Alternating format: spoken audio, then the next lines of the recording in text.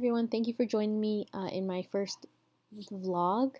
I've never vlogged before, so this is definitely a new experience, but I do enjoy talking, so I'm hoping that it won't be a painful experience for any of you who are listening.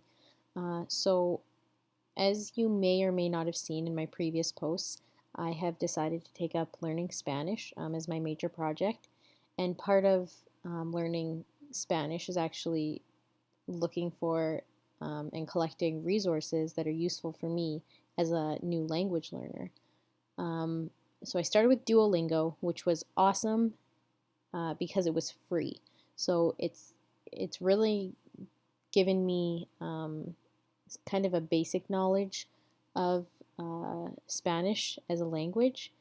However, I've come to realize that um, it's not something that I want to pursue further just because of a whole plethora of different reasons that you can read about in a previous post.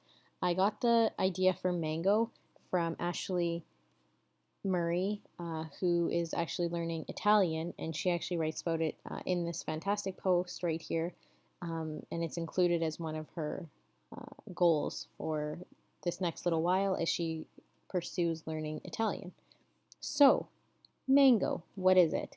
I went online and I checked out what Mango was, and at first I was hesitant because it actually cost money as an individual subscriber. But then I learned that libraries, public libraries in particular, can actually subscribe to Mango, and it just so happens that the Regina Public Library Network actually has a subscription to Mango, so I don't have to pay a thing because I just log in with my public library card and I have been brought to this page. So after going through e-services on the Regina Public Library, I searched it, I found it, and since I don't have a profile, I quickly want to sign up. This looks easy enough so far to sign up, which is nice. Um, how much information that they need about me, I'm not sure, and it's nice when there's just the 3-step. So here we go. This is my first time in, and here we have. So we have, first of all, I want to note that there are 71 different languages that are provided through Mango. And if we quickly check,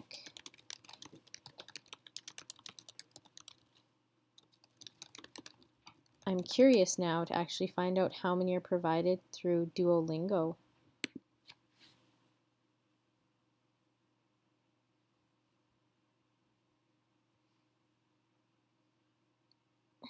And as of right now, I thought this would have been an easier question to ask, but I suppose it isn't. But I will get back to everyone on that, or if someone actually knows how many Duolingo is right off the top of their head, they can just quickly comment. But 71 seems like a good, is pretty impressive. Now, I don't want to learn Latin American Spanish. If any of you know Spanish or know about history of the Spanish language, there are actually 2 different kinds of Spanish, and it's somewhat synonymous to Quebec Canadian French and France French in terms of you can get by and it may just sound like you have a funny accent in one place versus the other. Like if I knew French, Canadian French, and I went to France, they'd know, but I don't think I'd get stigmatized negatively for it. Spanish is similar. So there's Latin American Spanish, and then there's also Spain Spanish. I have a good friend who's from Spain, and he's only been here. He's working on his master's, and we've had different conversations about the differences between Latin American Spanish and Spain Spanish. I guess European Spanish, perhaps, would be the more politically correct term. And they're subtle somewhat, but then there's some whole entire words and phrases that are found on one continent that aren't found on the other. So the first thing I see is that Latin American is offered, and I did see this on the original website, but I'm curious to know if there's also European Spanish offered. So here we go. So we actually do have Spanish that comes from Spain. And this setup is definitely different than Duolingo right off the bat, because already I see that there's an entire conversations section. There's soccer and there's dancing. Um, and within the Duolingo isn't done this way. Duolingo actually just starts in it's a more of a it has a game feel in the sense of moving from one peg to the next, whether that's related to animals or colors or in the house or family. This is neat because it's set up just as conversations, and I think that for myself anyways, and what I want to do with Spanish is the most important thing is that I know how to converse in Spanish, in particular in European Spanish.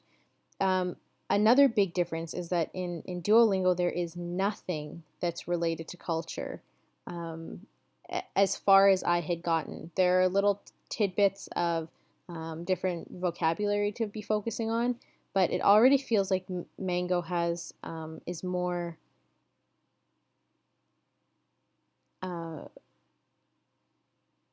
it looks more at culture as a means or as language as a means of addressing culture as opposed to just looking at culture almost as the same way that some people look at numbers in math and just think that that's it. Because there's so much more to math than just numbers. And I think that the same way there's so much more to language than just the vocabulary and the grammar.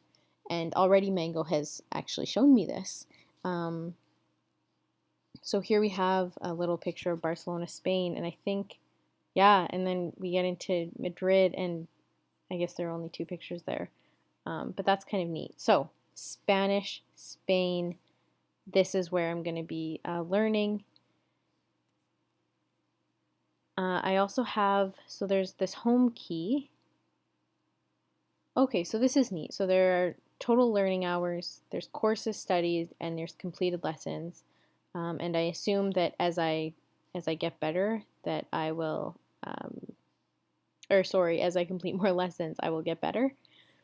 And down here we have a My Activity key, and as of currently, it's actually blank. But I will definitely be sure to post some pictures of what this looks like, and I have a funny feeling that it's going to look very similar to Duolingo, which is, I think it has its pros, but it also has its cons. But again, that's in a previous post, and I will get back to that as soon as I start using this. There's also this funky Labs tab.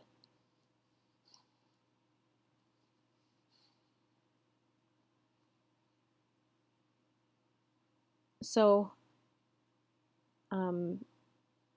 this obviously brings in part of creating a good product, and Mango wants to know about what you have to say. And so there are a number of different programs to do this, and they're all done in conversations, which is actually really interesting. So this is also available.